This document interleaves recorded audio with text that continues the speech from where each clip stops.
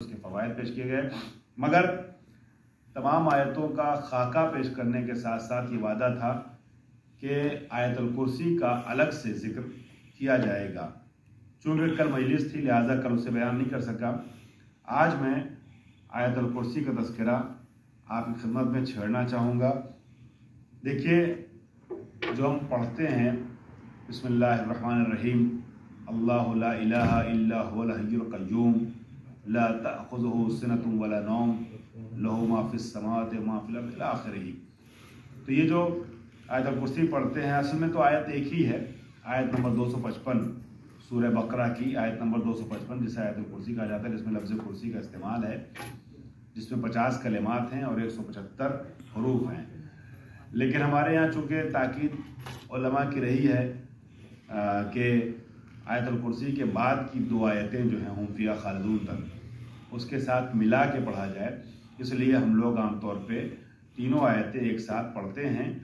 اور جب کوئی تغرا وغیرہ بنتا ہے، کہیں لکھا ہو جاتا ہے، تب بھی ہم فیہا خالدون تک پڑھتے ہیں، چونکہ اس کی بڑی تاکید ہے۔ اور کیوں تاکید ہے کہ تینوں آیتیں پڑھی جائیں، آیت الکرسی کے ساتھ ساتھ 2 آیتیں اور پڑھی جائیں؟ اس کی وجہ ہمارے اس بیان سے ثابت ہوگی کہ آیت الکرسی پورا ایک پیکیج ہے اصول دین کا۔ اگر آپ غور کریں، اگر آپ دیکھیں تو آپ کو محسوس ہوگا، اندازہ لگے گا کہ یہ جو سورہ بقرہ کی آیت نمبر 255 سے لے کر کے 256 57 تک 3 آیتیں ہیں جو ساتھ میں ملا کے پڑھنے کو کہا جاتا ہے، یہ پورا ایک اصول دین کا پورا ایک خلاصہ ہے، اس میں بیان کیا گیا ہے۔ پہلی آیت یعنی آیت نمبر 255، اس میں توحید کو بہت ہی عمدہ طریقے سے پیش کیا گیا ہے، اور آغاز ہی علیہ السلام آغاز ہی اللہ کی وحدانیت سے اس طریقے سے ہوتا ہے، بسم اللہ الرحمن الرحیم، اللہ لا الہ الا هو الحی القیوم، کہ کوئی بھی خدا نہیں ہے، معبود نہیں ہے، قابل پرستش نہیں ہے سوائے اللہ کے جو حی و قیوم ہے۔ تو آپ یہاں دیکھیے، اس میں اس آیت میں اللہ لا الہ سے لے کر کے سمیع علی هو العلی العظیم، علی العظیم تک یہ پورا توحید پر مشتمل ایک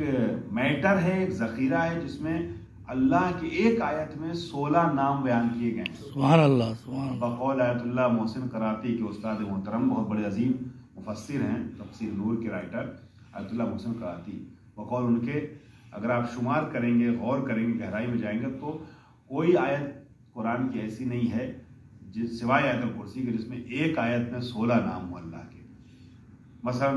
اللہ ہے، الہ ہے، حی ہے، قیوم، اس طریقے سے۔ اور تو یہ علی العظیم تک جا کر کے یہ آیت رکتی ہے، 50 کلمات پر مشتمل۔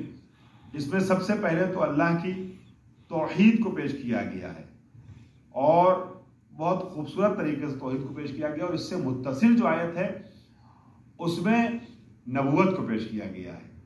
اللہ فرماتا ہے ہم نے ہدایت کی ذمہ داری لی ہے، ہم نے ہادی کا انتظام کیا ہے، نبوت کو پیش کیا گیا۔ اور اس کے بعد جب آپ جائیں، جو آیت آخری آیت جو اس سے ملا کے پڑھی جاتی ہے، یعنی آیت نمبر 257، اس میں ولایت اور امامت کے عقیدے کو پیش کیا گیا ہے، جس کا آغاز یہاں سے ہوتا ہے، اللہ ولی الذین آمنوا۔ ٹھیک ہے، تو یہ جو ہم پڑھتے ہیں، اللہ ولی الذین آمنوا یخرجون من الظلمات الی النور والذین کفروا اولیاءهم الطاغوت یخرجونهم من النور الی الظلمات اولئک اصحاب النار هم فیہا خالدون، یہ اس سلسلے کی تیسری اور آخری آیت ہے جس میں عقیدہ ولایت و امامت کو پیش کیا گیا ہے، اور ساتھ میں قیامت کا بھی تذکرہ ہے، چونکہ اولئک اصحاب النار، وہ لوگ جن کے ولی اور جن کے سرپرست شیطان ہیں، ٹھیک ہے، یہ لوگ طاغوت ہیں، ان کو